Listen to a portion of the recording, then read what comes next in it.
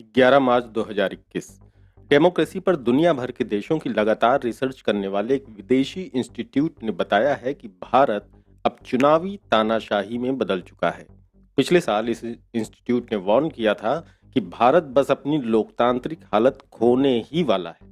Sweden के research institute varieties of democracy यानी कि वी डेम ने पूरे एनालिटिकल डाटा के साथ अपनी ये रिसर्च रिपोर्ट पब्लिश की है और खास बात ये कि ये रिपोर्ट स्वीडन के विदेश मंत्री रॉबर्ट रिडबर्ग की मौजूदगी में पेश की गई। स्वीडन की गोथेनबर्ग यूनिवर्सिटी से जुड़े इस इंस्टीट्यूट की रिपोर्ट में कहा गया है कि खास तौर से 2019 के बाद से जब से नरेंद्र मोदी दोबारा सत्ता में आए तब से मीडिया, अकादमिया और सिविल सोसाइटी कुचली जा रही हैं। 2019 के बाद से सेंसरशिप तो बिल्कुल रूटीन की चीज बन गई है और पहले सरकारें ही सेंसर करती थीं, अब तो भारत में जिसकी जो मर्जी आ रहा है वो सेंसर कर दे रहा है। इस रिपोर्ट में कहा गया है कि मोदी के आने से पहले भारत सरकार सेंसरशिप जैसी चीजों का कभी कभार ही यूज करती थी। मोदी जी लगातार राजद्रोह, मानहानि जैसे कानूनों का तो यूज कर ही रहे हैं। जो भी उनके खिलाफ बोलता है उस पर काउंटर टेररिज्म का भी इस्तेमाल कर रहे हैं, जैसा कि हमने अनुराग ठाकुर से लेकर कपिल मिश्रा तक को आतंकवादियों जैसा व्यवहार करते देखा ही है। आपको सिर्फ एक नंबर बताता हूँ, ये नंबर और इस नंबर से जुड़ी बस एक लाइन की कहानी सुनकर आपके होश उड़ जाएंगे। मोदी जी जब से इस बार केंद्र की सरकार में आए हैं उन्होंने 7,000 से ज्यादा लोगों पर देशद्रोह लगा डाला है और ये देशद्रोह की धारा उसने अपने खिलाफ आवाज उठाने वालों पर तो लगाया ही है, बीजेपी के खिलाफ आवाज उठाने वालों पर भी लगाया है। स्वीडन की ये रिपोर्ट कहती है कि मोदी जी ने भारत की सिविल सोसाइटी को लाचार कर दिया है और भारतीय संविधान में जो सेकुलरिज्म यानी धर्म निरपेक्षता शामिल है उसे छिन्न भिन्न कर दिया है। इस रिपोर्ट में कहा गया है कि बीजेपी यानी मोदी जी ने फॉरेन कॉन्ट्रीब्यूशंस रेगुलेशन एक्ट यानी एफसीआरए का यूज सिविल सोसाइटी को कमजोर करने के लिए जमकर किया है। याद रखें, जिस भी लोकतांत्रिक देश में सिविल सोसाइटीज कमजोर होती हैं, लोकतंत्र में इसका मतलब तानाशाही माना जाता है। हालांकि बीजेपी और संघ से जुड़े जितने भी संगठन हैं, इस रिपोर्ट में कहा गया है कि वो धड़ल्ले से विदेशों से पैसा मंगा रहे हैं। इंस्टीट्यूट की इस रिपोर्ट में यह भी दावा किया गया है कि मोदी जी ने अनलॉफुल एक्टिविटीज प्रिवेंशन एक्ट यानी कि यूएपीए यूपा को सिर्फ अपने राजनीतिक विरोधियों पर यूज किया है और उन सभी लोगों पर किया है जो उनकी नीतियों का विरोध करते हैं या फिर विरोध करने के लिए सड़क पर उतरे। आपको बता दें कि ये रिपोर्ट साल 2021 की है जो बुधवार 10 मार्च को जारी हुई है।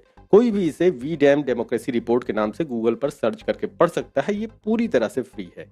ये रिपोर्ट कहती है कि इन सारे फैक्ट्स की रोशनी में ये घोषित करने में उन्हें कोई हिचक नहीं है कि पिछले 10 सालों के बाद भारतीय लोकतंत्र अब एक चुनावी तानाशाही में बदल चुका है।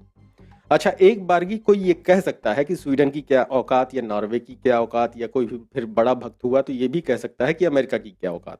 लेकिन अगर हम वाकई भारत की डेमोक्रेसी को लेकर या फिर सिर्फ डेमोक्रेसी को लेकर ही चिंतित हैं और इसके बारे में और जानना चाहते हैं तो हमें पिछले कुछ सालों में आई सारी रिपोर्ट्स देखनी चाहिए। सारी तो मैं दिखा नहीं सकता, आखिर मोदी जी भी तो अपने मर्जी का सर्वे लेकर के आते हैं तो उनके भी रिजल्ट देखने चाहिए। तो चलिए, सारी तो नहीं लेकिन मेन देखने की कोशिश करते हैं।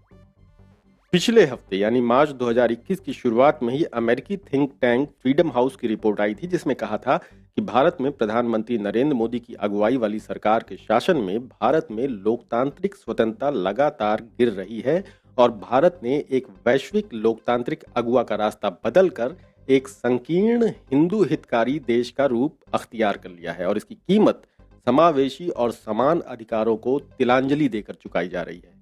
ये कहना था लोकतांत्रिक संस्था फ्रीडम हाउस का, जिसने भारत की रैंकिंग को स्वतंत्र देश से घटाकर आंशिक स्वतंत्र देश के रूप में की है। इसकी वीडियो हम आपको पहले भी बना के बता चुके हैं। वैसे आपको बता दें कि फ्रीडम हाउस अमेरिकी सरकार से मदद पाने वाला एक स्वतंत्र लोकतंत्र रिसर्च इंस्टीट्यूट है। अपनी रिपोर्ट में इस संस्था ने कहा है कि भारत में मुस्लिमों के खिलाफ हिंसा की घटनाओं, पत्रकारों को धमकियां देने और उत्पीड़न की घटनाओं और अत्यधिक अदालती हस्तक्षेप की घटनाओं में बहुत तेजी आई है। रिपोर्ट कहती है कि इनमें सबसे तेजी 2014 में नरेंद्र मोदी की अगुवाई में बीजेपी की सरकार आने के बाद हुई है। फ्रीडम हाउस की सालाना रिपोर्ट में कहा गया है कि भारत ने विश्व में लोकतांत्रिक प्रक्रिया अपनाने वाले देश के तौर पर अपना रुतबा बदलकर चीन जैसे देशों की तरह एक तानाशाही रुख अपना लिया है। मोदी और उनकी पार्टी ने भारत को एक अधिनायकवादी राष्ट्र के रूप में बदल दिया है, एक सर्वे मोदी जी का भी देख लेते हैं। 10 फरवरी को आज तक ने खबर छापी कि अमेरिका में रह रहे भारतीयों के बीच प्रधानमंत्री नरेंद्र मोदी और बीजेपी अभी भी सबसे ज़्यादा लोकप्रिय हैं। Carnegie centre for endowment of peace के सर्वे के मुताबिक अमेरिका में रह रहे लोगों का प्रधानमंत्री नरेंद्र मोदी और बीजेपी पर भरोसा अभी भी कायम है। हालांकि भारत में लोकतंत्र की मौजूदा स्थिति को लेकर भारतीय अमेरिकियों की राय बटी हुई है। ये सर्वे पिछले साल यानी 2020 में 1 सितंबर से 20 सितंबर के बीच ऑनलाइन कराया गया था। गजब बात तो ये कि जहां स्वीडन के वी डैम में करोड़ों लोगों की हिस्सेदारी थी, 10 साल की रिसर्च थी, वहीं इस सर्वे में सिर्फ 1200 लोगों ने हिस्सा लिया और भारत भर के सारे मीडिया हाउसों ने इसे हाथों हाथ लिया। आज अभी जब मैं वी डैम की रिसर्च रिपोर्ट की खबर बना रहा हूँ, हिंदी में ये खबर दोपहर तक कहीं नहीं आई है, जबकि इसकी रिपोर्ट बुधवार को ही जारी हो चुकी थी। बहरहाल, इस सर्वे में शामिल लोगों से जब पूछा गया कि क्या भारत सही रास्ते पर है, तो 36% ने तो कहा कि हाँ, सही रास्ते पर है, मगर इस सर्वे में 39% लोगों ने कहा कि नहीं, भारत सही रास्ते पर नहीं है। मगर ये बात भारतीय मीडिया हाउसों ने हाईलाइट नहीं की। ऐसे ही एक सर्वे जनवरी 2021 में आया था, जिसमें कहा गया था कि प्रधानमंत्री नरेंद्र मोदी को एक अमेरिकी डाटा फर्म ने अपने सर्वे में दुनिया का सबसे लोकप्रिय और स्वीकार्य राजनेता माना है। अमर उजाला में छपी खबर बताती है कि दुनिया भर के राजनेताओं की लोकप्रियता पर नजर रखने वाली कंपनी मॉर्निंग कंसल्टेंट ने अपने सर्वे में कहा है कि 75% लोगों ने प्रधानमंत्री के नेतृत्व पर भरोसा जताया है, वहीं 20% ने उन्हें स्वीकार नहीं किया है। कुल मिलाकर 55% लोगों ने माना है कि भारत के प्रधानमंत्री मोदी दुनिया के सबसे स्वीकार्य राजनेता हैं।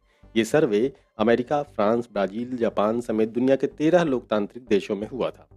जब जब भारत की डेमोक्रेसी को लेकर कोई रिसर्च रिपोर्ट या कोई सर्वे आती है या कोई बड़ा आदमी कोई बात कहता है, तो मोदी जी फटाक से एक सर्वे करा डालते हैं। आपको बता दें कि दुनिया भर में सर्वे करने वाली हजारों कंपनियां हैं, जिन्हें आप पैसे देकर मनचाहा सर्वे करा सकते हैं और मनचाहा रिजल्ट भी पा सकते हैं। मगर किसी कंपनी से कहीं ज्यादा मायने एक रिसर्च इंस्टीट्यूट रखता है, जो जनता के पैसे से बिना किसी लाभ या फायदे के लिए चलता है। तो एक बार फिर से हम वापस अपनी डेमोक्रेसी की ओर चलते हैं और देखते हैं कि कब से इसका महासत्यानाश शुरू हुआ है। पिछले महीने यानी फरवरी में खबर आई कि भारत लोकतंत्र सूचकांक में 2 स्थान नीचे फिसल गया है। 2020 लोकतंत्र सूचकांक की वैश्विक रैंकिंग में भारत 2 स्थान फिसलकर 53वें स्थान पर आ गया है। द इकोनॉमिस्ट इंटेलिजेंस यूनिट यानी EIU ने कहा है कि प्राधिकारियों के लोकतांत्रिक मूल्यों से पीछे हटने और नागरिकों की स्वतंत्रता पर कार्रवाई की वजह से देश 2019 की तुलना में 2020 में 2 स्थान फिसल गया। हालांकि भारत इस सूची में अपने अधिकतर पड़ोसी देशों से ऊपर है। EIU ने बताया कि नरेंद्र मोदी ने भारतीय नागरिकता की अवधारणा में धार्मिक तत्व को शामिल किया है और कई आलोचक इसे भारत के धर्मनिरपेक्ष आधार को कमजोर करने वाले कदम के तौर पर देखते हैं। इस रिपोर्ट में भारत को अमेरिका, फ्रांस, बेल्जियम और ब्राजील के साथ त्रुटिपूर्ण लोकतंत्र के तौर पर वर्गीकृत किया गया है। EIU की रिपोर्ट में कहा गया है कि भारत और थाईलैंड की रैंकिंग में प्राधिकारियों के लोकतांत्रिक मूल्यों से पीछे हटने और नागरिकों के अधिकारों पर कार्रवाई की वजह से और गिरावट आई। वीडियो की शुरुआत में स्वीडन के जिस वी डैम इंस्टीट्यूट के बारे में बताया, उसने पिछले साल यानी कि 2020 में बताया था कि नरेंद्र मोदी की सरकार में मीडिया, नागरिक समाज और विपक्ष के लिए कम होती जगह की वजह से भारत अपना लोकतंत्र का दर्जा खोने की कगार पर है।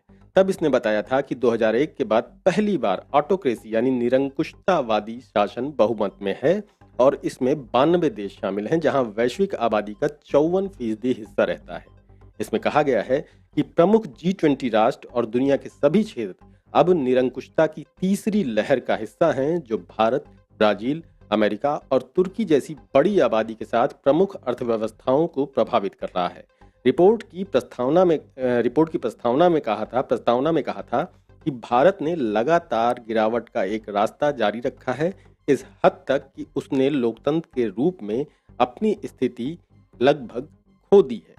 2 साल पहले मशहूर पत्रकार प्रताप भानु मेहता ने एक कॉन्क्लेव में कहा था 2019 में कि एक बात तो साफ है कि भारतीय लोकतंत्र न केवल खतरे में है, 2019 के चुनाव में दांव पर बहुत कुछ लगा है, लेकिन उम्मीद बहुत कम है।